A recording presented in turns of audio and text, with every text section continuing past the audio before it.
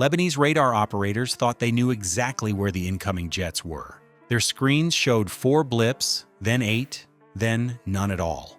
But the F-15I crews hadn't disappeared. They had turned the battlefield electronic environment upside down. So how did these pilots use deception to make a network of radars see things that weren't there while hiding the one thing that was? Stick with us, because you'll see the surprising electronic trick that made even modern AESA radar systems stumble. Before we move on, I would like you to subscribe to the channel and like the video. How do you trick a radar operator into fighting aircraft that don't exist?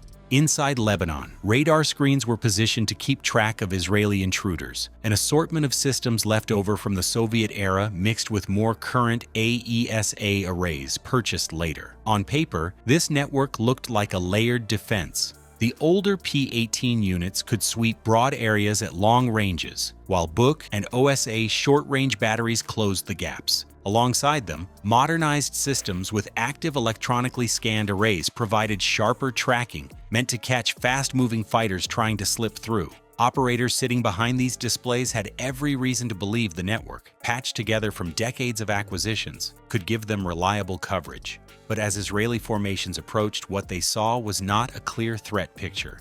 It was a storm of signals stitched together from lies. The problem began with the radar's own dependence on reflected energy. Each pulse sent into the sky waited to bounce back. Normally, the return would tell the operator how far, how fast, and from which direction the target was coming.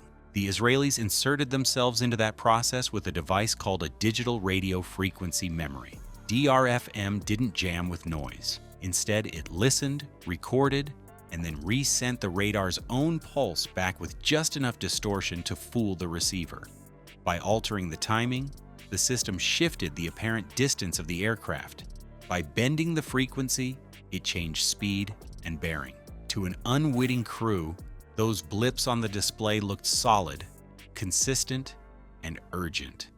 Within seconds, what was a handful of echoes turned into a cluttered screen. Some appeared thousands of meters off their real location. Others moved at speeds inconsistent with aerodynamics. Operators witnessed targets splitting into 2, multiplying into 4, and then disappearing.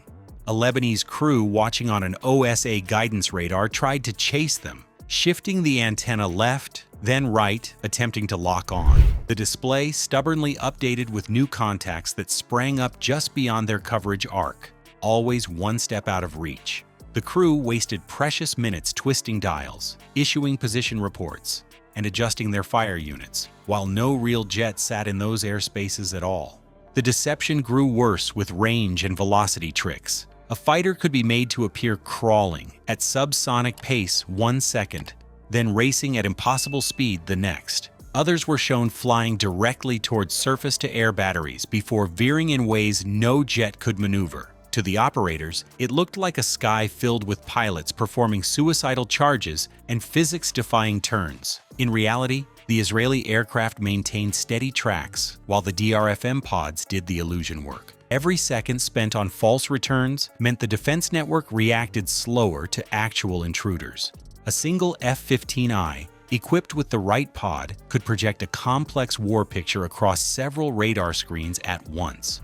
For the operators, that meant their supposedly reliable network no longer cooperated. It spoke back in contradictions. Targets here, then gone. New ones popping up where none had been seconds earlier. Instead of tracking one squadron, crews thought they faced many more, scattered across impossible positions in the sky. The practical effect was devastating. Missile batteries pointed at regions where nothing existed. Launchers sat idle, waiting for firmer locks as ghost aircraft multiplied. Radar crews argued over which returns to trust. The first stage of Israel's electronic campaign had already succeeded. It made a sophisticated network fight against fiction. And while this paralyzed the operators, Israel was preparing an even sharper edge. Because confusing a radar screen was one layer of the scheme. But what followed next turned scattered phantoms into a full-scale nightmare for every Lebanese battery still watching the skies. Why did Lebanese operators watch what looked like aircraft circling endlessly, yet never coming closer?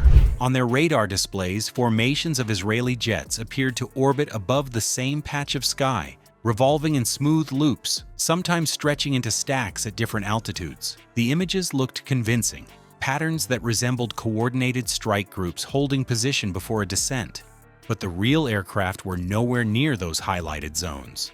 This was the carousel tactic, a maneuver that joined electronic trickery with physical flight paths to create layers of deception strong enough to overwhelm even upgraded systems. The way it worked was simple in theory and brutal in practice. Israeli pilots flew predictable circuits, feeding radar pulses into pods that captured, altered, and re-emitted them. By aligning their paths with the jamming cycle, they could shape phantom returns into spirals on enemy scopes. To the crews staring at the green glow of their equipment, it looked like fighters circling in an endless carousel above the horizon. The picture was clear enough to believe and chaotic enough to disorient. Every revolution of the illusion wasted minutes of operator response time. As the strategy unfolded, crews tried to sort which contacts were genuine. They shifted antennas, recalibrated their consoles, even handed over tracking to neighboring sites. But the echoes kept multiplying. When one return faded, another appeared offset by just enough distance to seem plausible. One formation looked like it was climbing.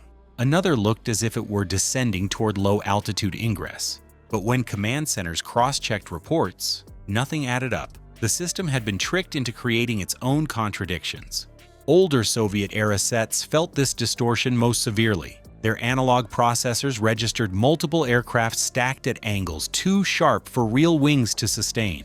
The beams returned with overlapping trails, leaving operators to imagine fighters rolling and banking in constant motion. Even when fed clean signals, their radars could only present guesses, and under manipulated inputs, they drowned in ghosts. Short-range batteries waiting for precise locks found their acquisition radars filling with targets leaping in and out of arcs. Crews swore enemy planes were slipping past at treetop level, when in truth, the sky remained clear. But the surprise came when modern AESA displays failed almost as badly.